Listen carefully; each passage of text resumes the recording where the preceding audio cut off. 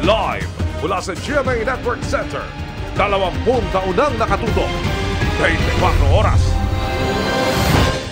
Magandang gabi Luzon, Visayas at Mindanao. Dahil sa sama ng panahon, bigong masimulan ang pagsipsip sa milyong litrong langis na karga ng lumubog na motor tanker sa Limay, Bataan. Tumulak na sa pinaglubugan ng tanker ang Philippine Coast Guard. Bit-bit ang boom na pangharang sa langis at iba pang gamit. Sinusuri na rin ang tubig sa ilang baybayin para malaman kung narating na ng langis na maaari ding umabot ng Metro Manila kung magkatagas. Mula sa bayan ng Limay, nakatutok live si John Consulta. John? Emil, Connie, Atom, puspusan na nga sinasagawa paghahanda ng Philippine Coast Guard para maagapan itong posibleng oil spill mula nga sa lumubog na oil tanker na MT Terra Nova dito nga sa dagat na sakop ng Limay, Bataan.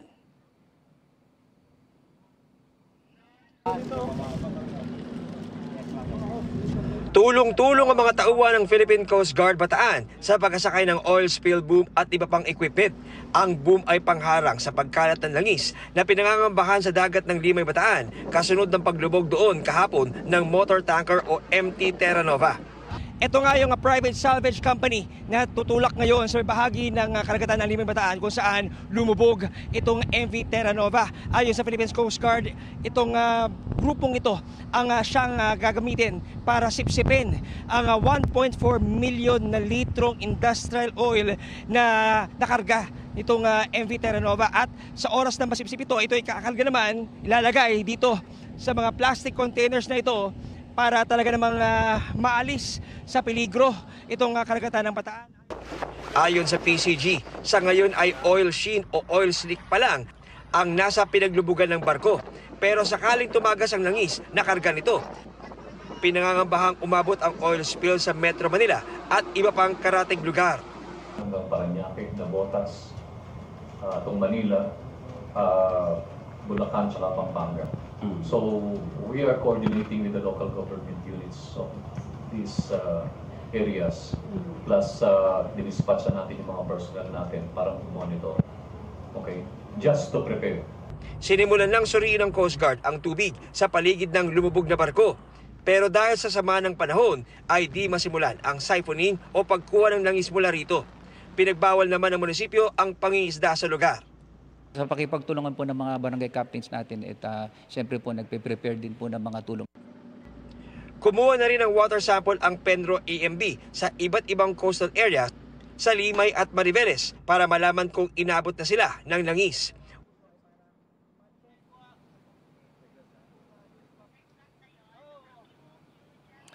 Atom, sa aming panayam kay Attorney Leonel Mohal Infante ng Portavaga Ship Management Corporated, ang may-ari ng lumubog na barko, ay nakatutok na raw ang kanilang crisis management team para ma-achieve ang kanilang tinatarget na zero oil spill. Pero sakali daw na mangyari ang worst case scenario, ay naka-standby na raw ang kanilang mga equipment at meron na raw sila kinontak ng mga foreign company para maagapan ang epekto ng pinangangambahang pagtagas ng langis mula sa lumubog na barko.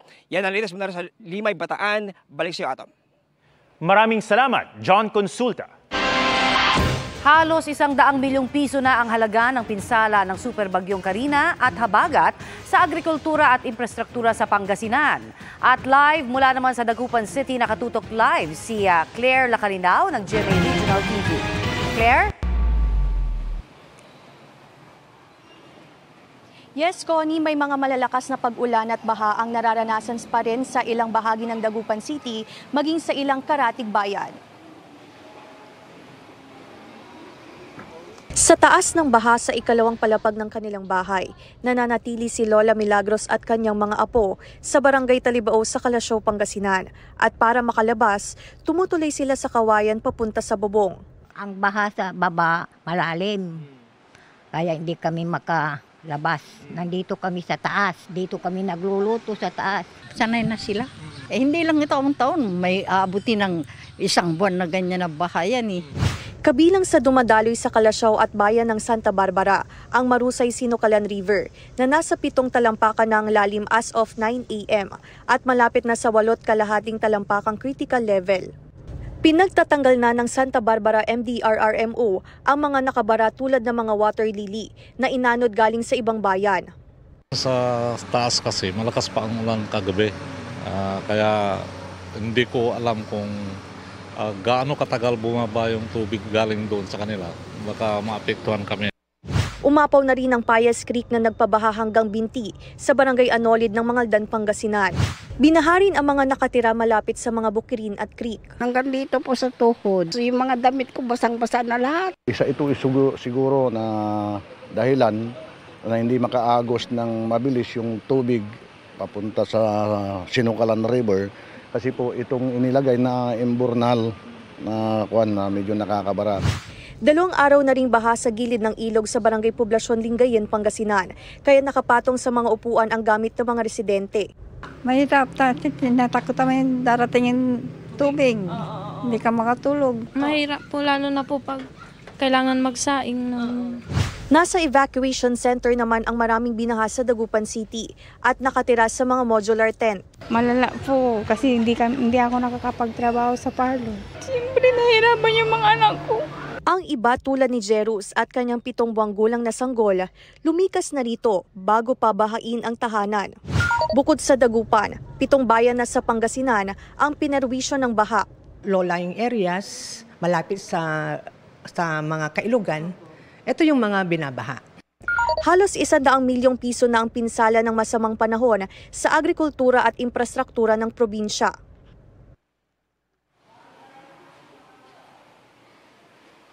Connie, patuloy ang pag-iikot ng mga tauhan ng City Hall sa mga binahang barangay tulad dito sa Barangay Maluwad, Dagupan City kung saan 12 pamilya na ang lumikas. Connie. Maraming salamat, Claire Lacanilaw ng GMA Regional TV.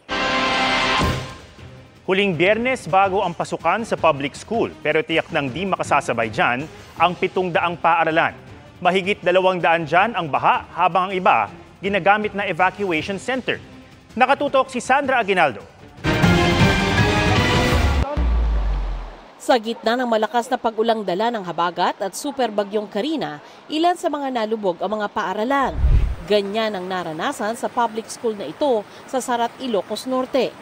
Libertad National High School sa Abulug, Cagayan at Kagisikan Elementary School sa Calapan Oriental, Mindoro na umabot pa sa 6 na talampakan ng baha.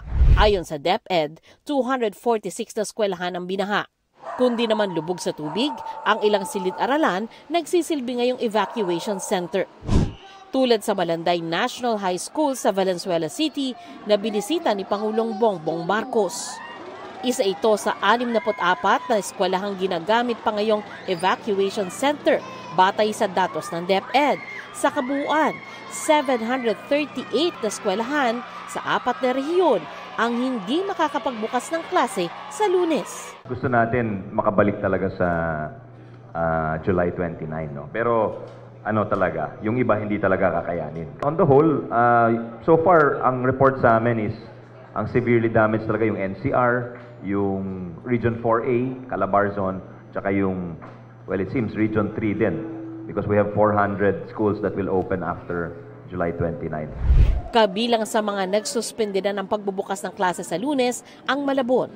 Iuurong daw ito sa July 31, lalo't hindi raw bababa sa 30 ang apektadong paaralan, sabi ng DepEd. Sa August 5 naman, magsisimula ang klase sa Marikina City. At Valenzuela kung saan 40 paaralan ang apektado ayon sa DepEd. Ang Malinta Elementary School halimbawa, 8 classroom ang okupado ng evacuees na umaabot sa 150 katao. Pero kanina, tuloy ang pagpipintura at paglilinis bilang paghahanda sa school opening. Patuloy ang assessment ng DepEd sa damage sa mga paaralan na sa inisyal na pagtaya ay umabot na sa 630 million pesos. Paalala ng DepEd, hindi dapat maantala ang pagbubukas ng klase sa July 29 sa maraming eskwelahan. So yung may kaya sana pumasok na sila because the learning loss is very real. And yun nga, number 1, isa tayo sa pinakamaraming namimiss na klase sa buong mundo. Halos 18.4 million ang naka-enroll sa school year 2024 hanggang 2025. Kabilang dito ang elementary, junior at senior high school at mga nasa Alternative Learning System o ALS. Para sa GMA Integrated News, Sandra Aguinaldo, nakatutok, 24 oras.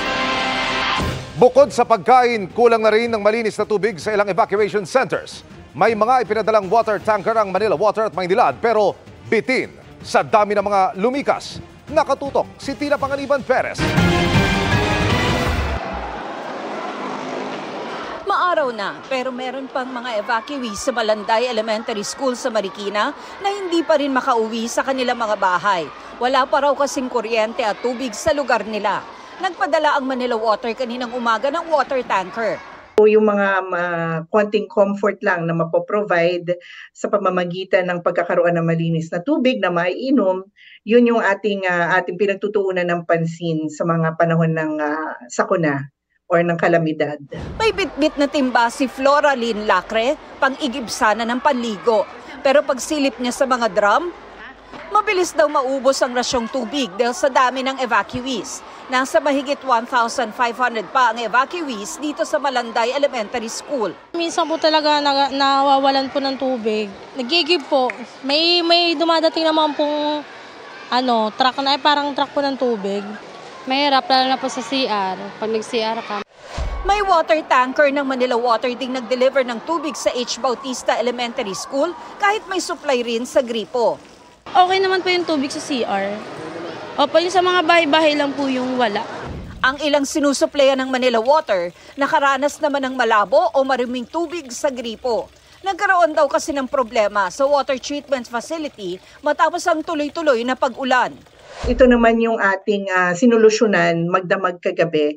Kaya't nagpahayag din kami ng pansamantalang water service interruption para lang maayos natin ito agad. At hanggang kaninang umaga ay balik sa normal na yung supply ng tubig doon sa mga naapektuhan kahapon. Ang Maynilad naman, naglagay ng tangke at nagpadala ng water tanker sa Baseco Evacuation Center sa Maynila at sa Muntinlupa para matulungan din ang mga evacuee. We found na yung evacuation center sa Baseco medyo kulang sa tubig na nanggagaling dun sa kanilang faucet. So pati yung mga toilet, hindi masyadong naaabot ng tubig. Ayon sa dalawang water concessionaire, nakahanda silang ipagpatuloy ang mga hakbanging ito hanggat may mga nangangailangan. Pwede rin silang mahinga ng tulong sa kanilang mga hotline at social media pages. Para sa GMA Integrated News, Tina Panganiban Perez, nakatutok 24 oras. Pinaghahanda ni Pangulong Bongbong Marcos ang mga lokal na pamahalaan sa mga bagyong mananalasa kung pumasok ang La Nina.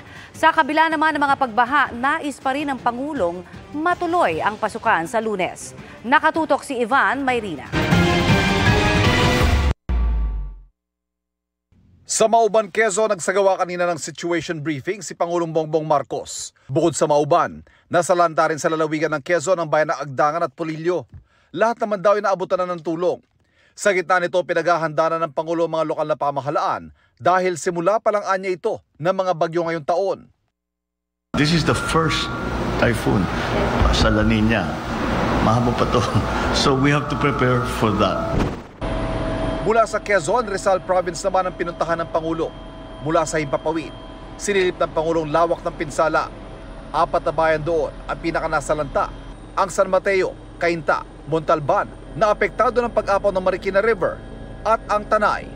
2 linggo pa lang ng pangunahan ng Pangulo ang inaugurasyon ng Upper Wawa Dam Project, isang flood control at water impounding project na makakatulong dapat sa pagkontrol ng baha sa Marikina at Rizal. It was empty and it would take 6 months for them to fill it up. As of now po, with the 2 days rain, it's almost filled up. 6 months supposedly, but not in 2 days. Just imagine kung wala yan. Narito po ang GMA Integrated News sa San Mateo Elementary School sa San Mateo, Rizal, isa sa pinagupit na mga pagbaha nitong mga nakaraang araw. At narito po si Pangulong Bongbong Marcos para personal na mag-abot ng ayuda sa ilan ng mga apektadong residente dito sa San Mateo. Git ng Pangulo sa kabila ng naging pagbaha, nais niya matuloy ang pagbubukas ng klase sa Lunes, basta kaya. Pero ipinauubayan niya sa lokal na pamahalaan at sa mga mismong paaralan ang huling pasya. Gawin mo lahat. Buksan yung ang pagpasok, gawin mo hanggat maaari kung kaya yung buksan. Para sa GMA Integrated News, Ivan Mayrina, nakatutok, 24 oras. Tumangging magkomento ang opisina ng International Criminal Court o ICC prosecutor sa umano'y dokumento nila na nakuha sa isang dating senador. Ayon dito, suspect na umano sa drug war sina dating senador o si Senator Bato de la Rosa at 4 na iba pa. Nakatutok si Salima Refran. Pinangalanan na umano ng International Criminal Court prosecutor bilang suspect kaugnay ng Duterte drug war si Senador Bato de la Rosa, PNP chief na nagpatupad ng kampanya. Base yan sa dokumentong nakuha ni dating Senador Antonio Trillanes IV sa opisina ng ICC prosecutor. Suspect din umano sina dati ring PNP chief Oscar Albayalde, dating PNP CIDG directors Romeo Karamat Jr. at Eliazar Mata at NAPOLCOM Commissioner Edelberto Leonardo. Sabi sa dokumento, may sapat na basehan para paniwalaang nakagawa sila ng mga krimen na nasa jurisdiksyon ng Office of the ICC Prosecutor para usigin. Nang ipa-authenticate ng GMA Integrated News ang mga dokumento, sinabi ng Office of the ICC Prosecutor na hindi ito nagkukomento sa mga pahayag ng mga gobyerno o kinatawan ng Estado. Hindi rin daw nila mabeberipika o mapapatotohanan ang mga dokumentong ibinahagi ng outside sources. Anito, mahalaga ang pagprotekta sa confidentiality ng kanilang trabaho para masiguro ang kaligtasan ng lahat ng kanilang nakakasalamuha at bilang proteksyon ng integridad ng kanilang mga operasyon. Sabi naman ni Senador De La Rosa, 2016 pang nababanggit ang kanyang pangalan na paulit-ulit at tila sirang plaka. Patuloy na kinukuha ng GMA Integrated News ang panig ni Generals Albayalde, Karamat, Mata at Leonardo. Para sa GMA Integrated News, Salima Refran, nakatutok 24 oras. Samantala, pinangangambahang abutin pa ng 1 linggo bago humupa ang baha sa Kalumpit, Bulacan. Ang latest doon tinutukan live ni June Veneracion. June? Connie, halos lahat ng 29 na barangay dito sa bayan ng Kalumpit sa Bulacan ang apektado ngayon ng matinding pagbaha. Nandito kami ngayon sa entrada ng magkakatabing malalaking private subdivision. Dito, kahit saan kami tumingin, halos wala kami nakikita ang lupa. Wala na ang bagyong Karina na nagpalakas ng habagat, pero hindi pa rin humuhupa ang bahang iniwan nito dito sa Kalumpit. Kanya-kanyang diskarte ang mga residente na hindi lang mga gamit ang itinaas, pati mga alagang manok inilagay sa bubong. Nilalagay po minsan, pag malulunod sila ron, hindi po sila makakapanginain. Kaya po nilalagay po namin, binubuhat namin dyan. Tapos paparabulan na lang po namin sa ibabaw ng pagkain. Kung meron kang sasakyan, lugi ka rito. Kaya ang iba, bangka ang nakaparada sa bahay. Nung nabili namin to, bali 7,000. Yun. Ito mo, 7,000 po ilang taon na to. Siguro mga nasa 9 years na. Sulit na sulit na. Sulit na. Walang sinino ang baha kahit mga taga-private subdivision. Kung sa mga nakaraang pagbaha, meron pang lupang makikita sa kanilang lugar. Ngayon, puro tubig na. Sa dulo. Hirap siya, na-stop na gagawin, na nakakapagtrabaho ng maayos. Dahil hirap ang mga sasakyan sa taas ng baha, pati lawn tractor ginagamit na para masakyan ng mga residente. Yun man lang makatulong po sa kanila sa paglabas-pasok. Ang mga eskwelahan, kung hindi lubog, ginagamit na evacuation center. Kaya walang katiyakan kung kakayanin bang magbukas ng klase sa Lunes. Nasa mahigit 127,000 ang apektadong residente sa Kalumpit. Sa ngayon po, halos lahat talagang lumubog, 29 barangay. Lalo na yung mga subdivision ngayon. Ito po medyo matagal kasi nga kasabay ng high tide. Yung high tide, nandiyan na talaga yan eh. Dahil catch basin ng bayan ng Kalumpit, naging parte na ng buhay ng mga taga rito ang baha.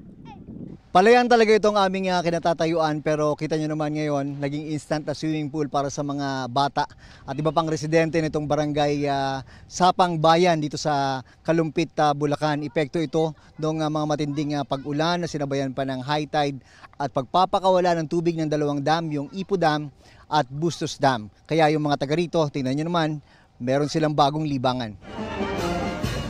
Sa bayan naman ng Hagonoy, sa gitna ng baha, natuloy pa rin ang prosesyon para sa piyesta sa lugar.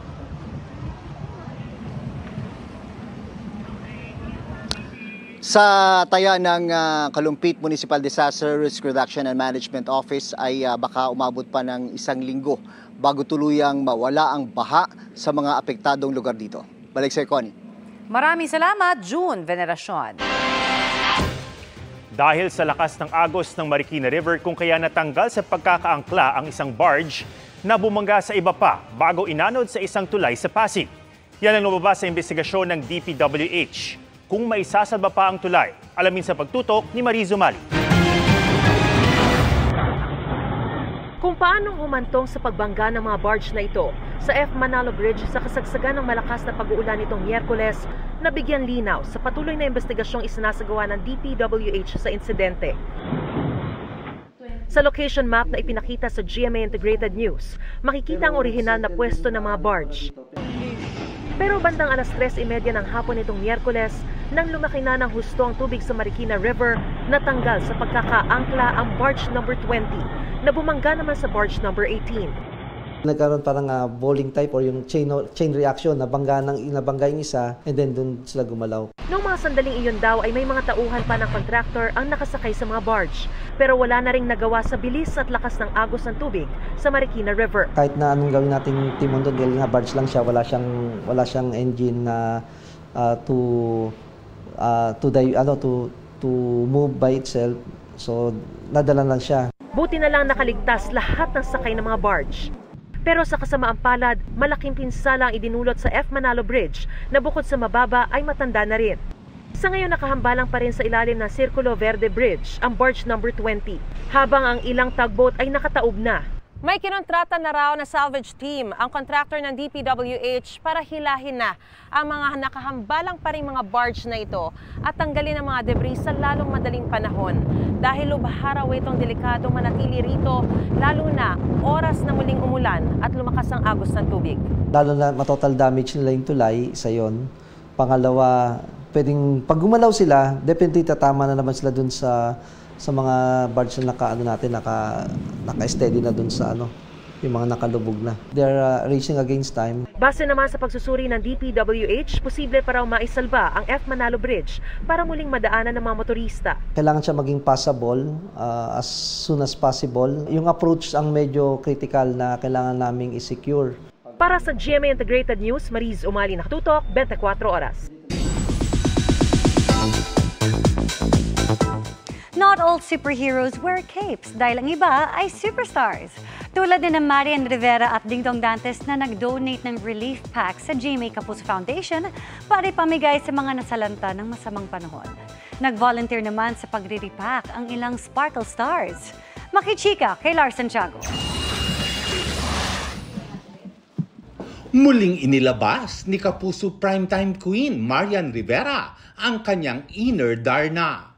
Buong lakas niya kasing binuhat ang ilang relief packs na inihanda ng kanyang pamilya, mga kaibigan, sponsors at ilang donations para ipamigay sa mga kapusong naapektuhan ng masamang panahon.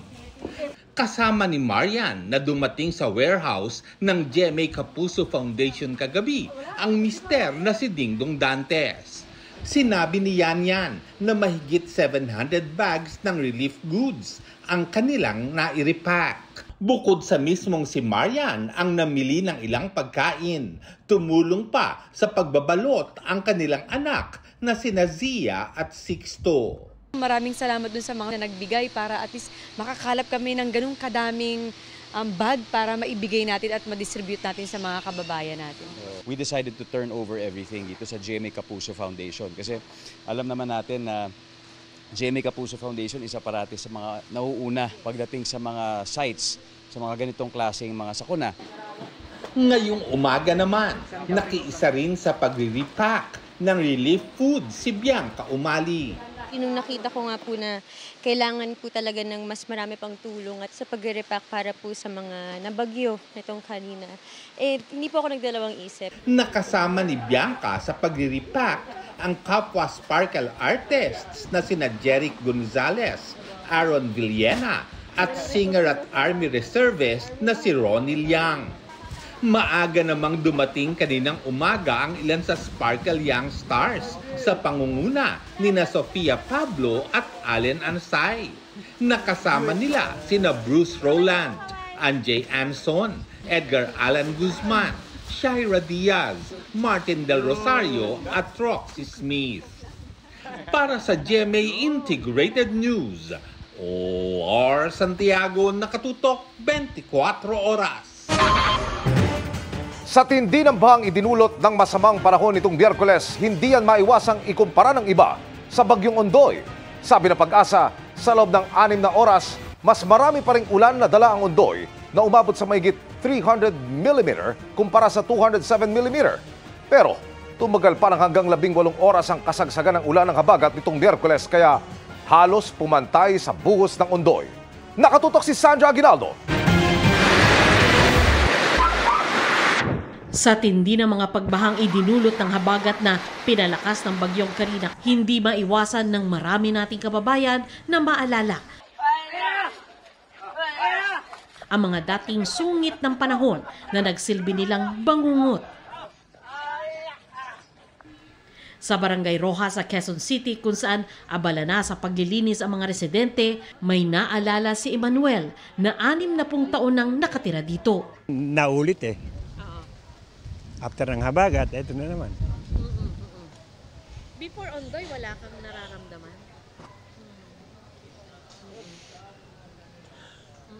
Bakit po kayo na ano na?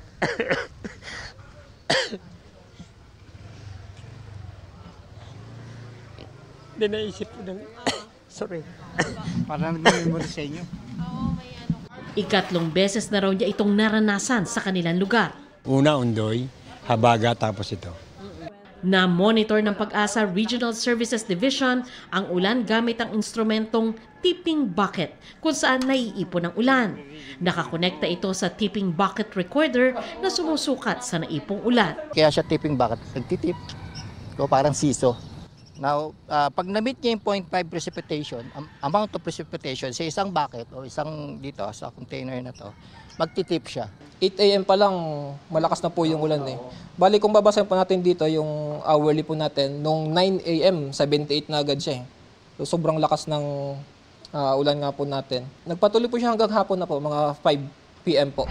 Nang ikumpara ng Pag-asa ang Karina at habagat sa pananalasa ng habagat noong 2012 at sa Bagyong Ondoy noong 2009, etong si Karina, pwede natin i-compare sa nangyari noong 2012. So, si Karina in around 18 hours nakapag-produce siya ng around 300 plus millimeters of rain, katulad nung nangyari nung habagat noong 2012 po. Si Ondoy, in a span of 6 hours, nakaproduce siya ng 300 millimeters of rain. So, parang nangyari short amount of time tapos napakataas yung naproduce. Kung nangyari na pala dati, bakit tila nasurpresa pa rin ang marami?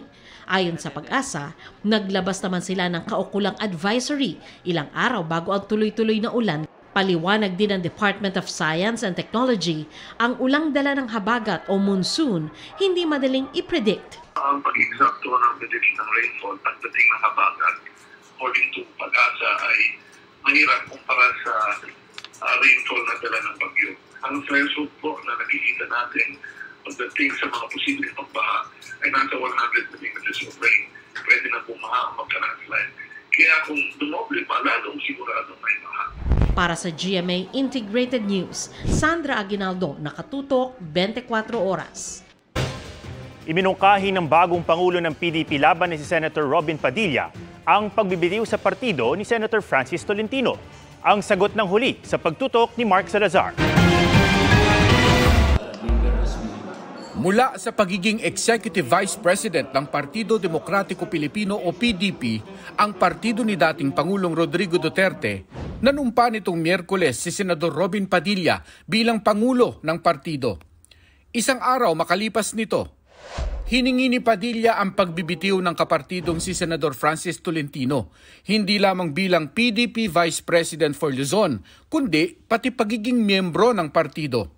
Sa isang pahayag, sinabi ni Padilla na sa ganitong paraan, matututukan ni Tolentino ang kanyang dagdag na tungkulin bilang Senate Majority Leader.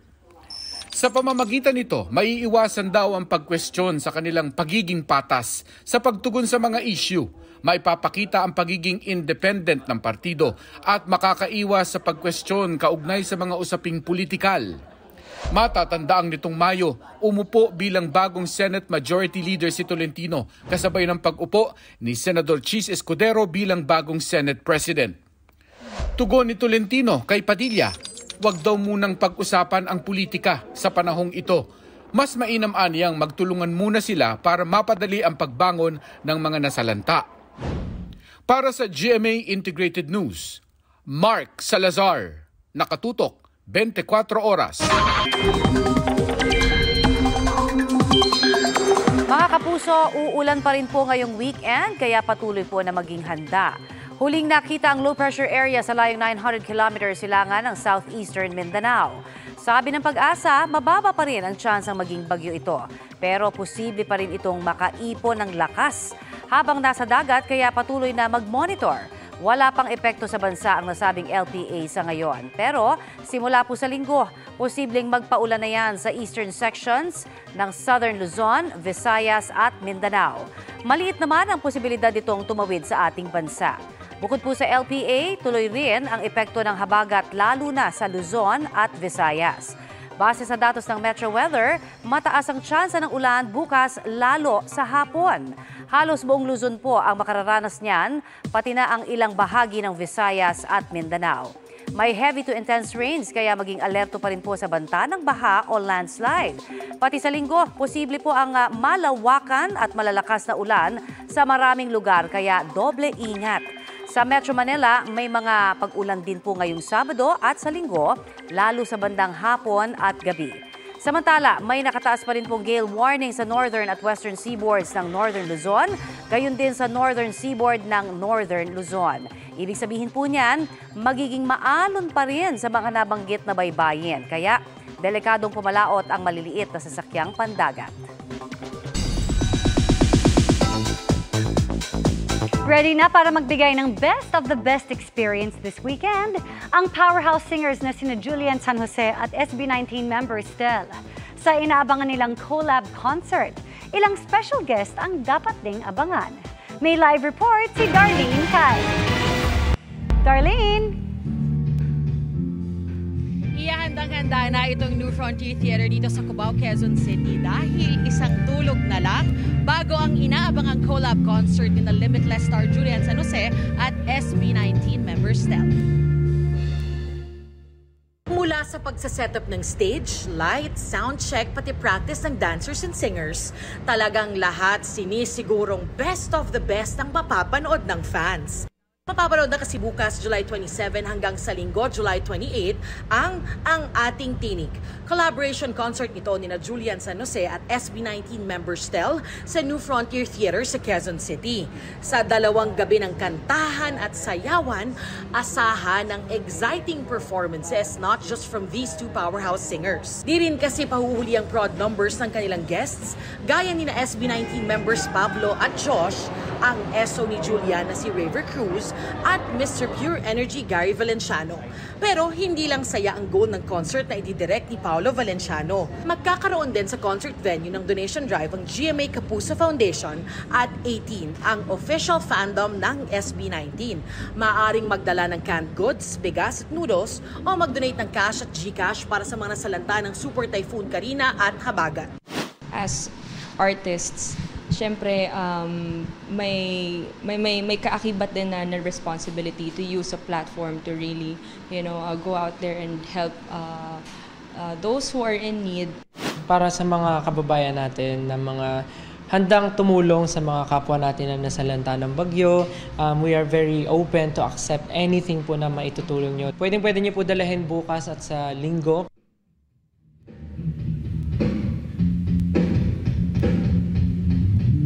Mga kapuso, almost sold out na raw po yung tickets. Pero para doon sa mga gustong sumubok na humabol, pumunta lang kayo sa mga TicketNet outlets nationwide at pati na rin sa kanilang official website.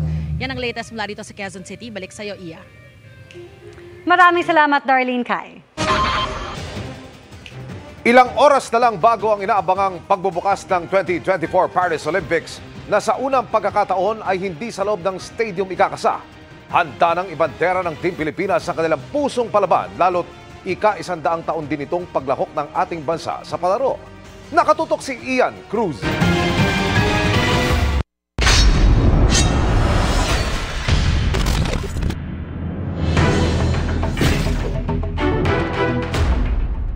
Handa na ang venue at ang mga pambatong atleta ng Pilipinas sa pinakahihintay na sporting event ng buong mundo, ang 2024 Paris Olympics. Opening ceremony na bukas, 1:30 ng madaling araw, oras sa Pilipinas, na tulad sa mga nakaraang Olympics ay inaasahang enggrande at makulay. Makasaysayan din dahil unang Olympics opening ito sa labas ng isang stadium. Inaasahang tatagal ng 4 na oras ang programang magtatampok ng 12 artistic displays na magbibida sa French Parisian heritage. 80 giant screens din ang ilalagay sa Seine River. Wala pang opisyal na listahan ng performers pero spotted na sa Paris sina Lady Gaga at Celine Dion. Kaya nakaabang ang lahat kung mapapanood sila.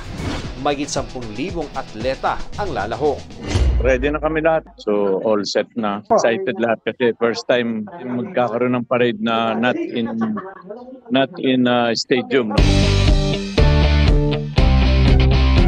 Makasaysayan din ito sa Pilipinas lalo't saktong 100 taon na mula nang una tayong magpadala ng delegasyon sa Olympics.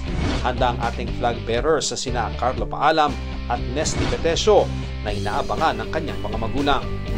Anak, galingan mo lang para sa atin, para sa bayan. At saka yung pangarap mo na magkaginto sana ngayon na. Magtiwala sa puong may kapal. Talagang may iba-iba silang kakayahan para sa kanilang mga laban. Kasama na ni Petesio at Paalam sa Olympic Village ang mga kapwa Pinoy boxers sa sina Yumir Marcial, Hergy Bacyadan at Ira Villegas. Nakapagpa-picture pa nga si Petesio kay Oscar-winning actress Michelle Yeoh. May good news na rin ang boxing team dahil pasok na agad sa round of 16 sina Paalam, Marcial at Bacyadan. Kailangan lang yan, 2 panalo. Sure of bronze na yan after 2 wins. Nasa Paris na rin ang ating gymnasts na sina Carlos Yulo, Emma Malabuyo at Alea Pinegan. Gayun din si Levi Rui Vivar na 100% okay na matapos ang severe allergy attack na dinanas nitong Lunes. Habang nabisita na rin ni Sam Katantan ang fencing arena kung saan siya lalaban. Para sa GMA Integrated News, Ian Cruz, nakatutok 24 oras. Hindi tinulugan ng mga netizen ang biglang pagbabago ng Hill Puyat Street sign sa Makati para maging Hill Tulog Street. Panggigising nila sa mga otoridad, nakalilito ang hakbang. Di rin ito ikinatuwa ng kaanak ng dating Senate President. Ang dahilan ng pagbabago sa pagtutok ni Mark Salazar. Nagulat ang marami nang biglang pinalitan ang street sign sa Makati. Ang dating Hill Puyat biglang naging Hill Tulog. Nag-viral agad ito dahil sa dami ng nag-react. May mga netizens na sinakyan ng joke sa kanilang mga comments. Pero lumalabas na hindi ito joke, kundi isang ad campaign ng isang food supplement para sa maayos na pagtulog. Ang naturang lansangan ay ipinangalan sa yumaong Senador Hill Puyat na naglingkod sa Senado mula 1951 hanggang 1973 at naging Senate President din. Ang naturang ad campaign hindi nagustuhan ng pamilya ni Hill Puyat. Sa Facebook post ni Erica Puyat Lontok, apo sa tuhod ni Senador Puyat, sinabi niyang ang pagyurak sa pangalan ng kanyang lolo para lang makabenta ng produkto ay kawalan ng respeto. Pinabaklas na ni Makati Mayor Abby Binay ang mga Hill Tulog Street signs. Sa isang pahayag, nagsorry si Binay sa publiko pati na sa pamilya Puyat. Sabi ni Binay, hindi umabot sa kanyang mesa ang request for permit ng advertising campaign na ito. Mas naging masinsin daw dapat ang kanyang mga opisyal na nag-approve ng permit at sila raw ay nireprimand na. Matapos umani ng batikos ang kumpanyang Wellspring na siyang nagkomisyon ng ad campaign para sa kanilang produkto, humingi na rin ng sorry sa pamilya Puyat. Hindi raw nila intensyong bastusin ang alaala ng yumaong senador. Nagsorry din sila kay Mayor Binay at sa mga taga Makati. Hindi raw nila layong manakit ng sinuman sa kanilang ad campaign na gumamit daw ng wordplay para bigyan diin umano ang kahalagahan ng tulog sa kalusugan ng tao. Matapos daw kilalanin ang pagiging insensitive ng kanilang kampanya, tinanggal na raw nila ang lahat ng mga pinaskill nilang signages. Para sa GMA Integrated News, Mark Salazar, nakatutok 24 oras. The greatest battle sa primetime is about to happen sa heroic finale ngayong gabi ng Black Rider. Ang pagtatapos ng minahal nating series sa loob ng isang taon, sabay-sabay na papanoorin ng cast at crew. At nandun live si Lar Santiago. Lar! Iya, ngayong gabi malalaman na kung magtatagumpay ba si Calvin na patayin si Elias dahil kagabi ay binaril ni Calvin si Elias. Pero papayagan ba ni Edgardo na mapahamak ang kanyang anak? Ngayong gabi nandito tayo sa watch party ng Black Rider at narito ang cast, crew at staff ng action series. Ito na nga si Ruru. Ru, yes, unang-una congratulations sa success ng Black Rider. Anong masasabi mo sa isang taon ninyong pagsasama-sama at kung ilang buwan ng airing ng Black Rider? Wow, alam mo, Tito Lars, sa totoo lang, hanggang ngayon hindi pa rin nagsisink in sa akin na, I don't know, parang syempre hindi na kami magkikita-kita sa Lunes, magte-taping, ganyan. Sobrang mamimiss ko sila. I mean, napakarami naming pinagdaanan dito sa Black Rider. I mean, hindi naman biro yung isang taon na pinagdaanan namin. Maraming mga pagsubok, mga problema, pero kinaya po namin lahat dahil nagtulungan po kami. Ayun. At ano ba ang aabangan namin? Imbitahan mo ang mga kapuso natin na abangan ang mas exciting pang heroic finale ng Black Rider. Mga kapuso, una po sa lahat, maraming salamat sa suporta na binigay niyo po sa amin sa loob ng 9 na buwan. Asahan niyo po na ito pong aming heroic finale.